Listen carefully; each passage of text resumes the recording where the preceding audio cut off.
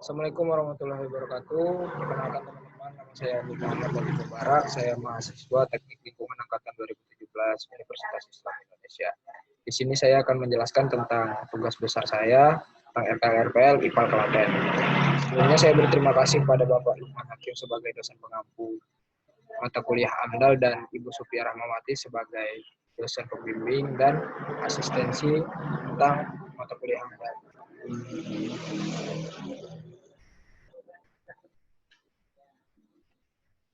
Yang pertama adalah rencana pengelolaan lingkungan hidup. Rencana pengelolaan lingkungan hidup memuat upaya untuk menghindari, mencegah, dan meminimalkan, mengendalikan, dan menanggulangi dampak penting lingkungan hidup yang bersifat negatif dan peningkatan dampak positif dari rencana kegiatan pembangunan IPAL Klaten.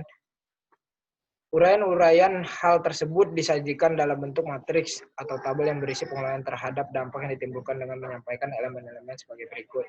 Nah, di sini elemennya ada 7 elemen. Yang pertama adalah dampak lingkungan, yang kedua sumber dampak, yang ketiga indikator keberhasilan, yang keempat adalah bentuk pengelolaan, yang ketiga lokasi pengelolaan, yang keenam adalah periode pengelolaan, dan terakhir institusi yang mengelola. Di sini bisa dilihat tabel berikut. Ini adalah contoh dari bentuk rencana pengelolaan lingkungan hidup. Nah, di sini ada komponen geofisik di tahap prakonstruksi. Di sana ada dua kualitas yang kita lihat atau dampak lingkungan. Pertama dari segi kualitas udara dan tata guna lahan. Sumbernya adalah dari survei dan di tata guna lahan ada saat pengadaan lahan. Indikator yang dicari bisa dilihat di tabel. Bentuk pengelolaan dari kualitas udara membuat peraturan wajib dan menyediakan sarana. Dan tata guna lahan menyediakan vegetasi yang ada sebelumnya pada pengoperasian pembangunan IPAL. Lokasi pengelolaan pada lokasi pembangunan IPAL di Desa Kalikotes diberlakukan selama kegiatan pembangunan dan pengelolaan lingkungan hidupnya dari PT Gelora Andi Baju Perkasa. Nah, ini adalah tahap konstruksi. Di tahap konstruksi ada 4 dampak yang terlihat dari kualitas udara, kualitas dan kuantitas air, yang ketiga tata guna lahan, dan yang keempat fungsinya. Sama dengan yang sebelumnya, di sini bisa dilihat dari sumbernya, dari indikatornya apa saja, terus apa saja yang dilihat, hingga ke si pengelolanya siapa. Dan inilah tahap operasi. Nah, di tahap operasi ini hanya ada 3 karena sudah tidak ada masalah tata guna lahan lagi. Nah, di sini dampaknya adalah kualitas udara, kuantitas dan kualitas air tanah. Yang selanjutnya adalah kebisingan. Dan sumber-sumbernya itu mulai dari operasional sampai demobilisasi dan material. Selanjutnya adalah rencana pemantauan lingkungan hidup. Pemantauan merupakan kegiatan yang berlangsung terus-menerus, sistematis, dan terencana. Nah, pemantauan dilakukan terhadap komponen lingkungan yang relevan digunakan sebagai indikator untuk mengevaluasi pemantauan, kecenderungan, dan tingkat kritis dari suatu pengelolaan lingkungan hidup.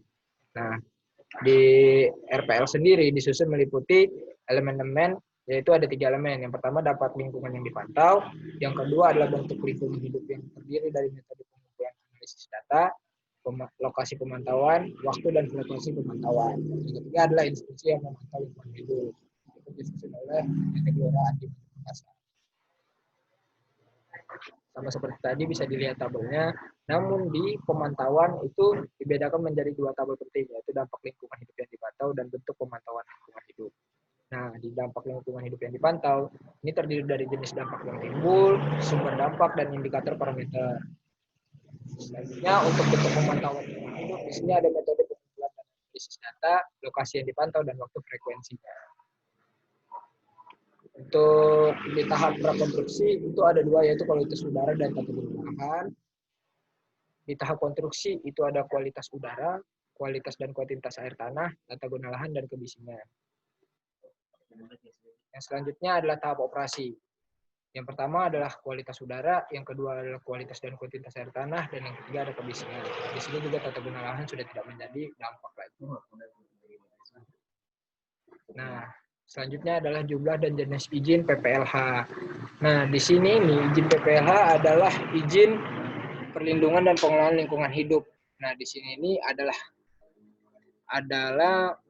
kepentingan bagi seluruh orang-orang yang membuat dokumen RKLPL untuk mendapatkan izin-izin sebagai berikut. Izinnya itu ada 4, izin penggunaan lahan, terus izin pemantauan udara, yang ketiga adalah izin pemantauan kualitas dan kuantitas air, yang keempat adalah izin pemantauan kebisingan. Izin-izin ini itu nanti berhubungan dengan apa saja yang ingin dicari di pemantauan atau pengelolaan, begitu. Jadi tergantung indikator yang atau dampak dari sumber pencemarnya. Nah, mungkin itu saja presentasi saya dari RKLRPL. Kurang lebihnya mohon maaf. Jika ada pertanyaan, silakan bertanya di bawah. Terima kasih. Assalamualaikum warahmatullahi wabarakatuh.